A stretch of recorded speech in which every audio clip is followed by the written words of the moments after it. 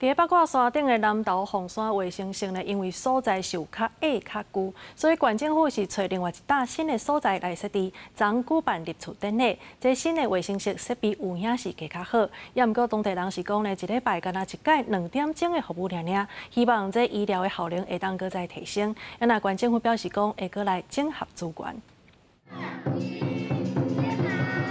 南投县南投市卫生所凤山卫生室，初五下晡闹热入新厝，内底有诊疗空间，围到子孙区等等，设施功能拢真完善。不过一礼拜敢若一摆2点钟的纯净服务。在地67岁的黄先生讲，伊的家后有高血压、糖尿病，嘛有开过脑，2礼拜就爱去病院一届，住伫山顶要去病院拢爱搬2架车。希望未来卫生室会当增加看诊的科别甲时间。高血压啦，有糖分啦，迄拢固定爱食药啊啦，拢爱走到草屯去嘛，足无方便的。加1颗2颗，看啥物有需要的，偌久起一摆。看会当吼，后盖若资源有够吼，提悬即个额度，比如讲一礼拜做2工或者是3工。在地里长表示，凤山里的老人人口有6成左右，少年人大多数在外地食头路，长辈若是有法度，拢爱靠家己去看医生。南投县政府卫生局表示，目前南投有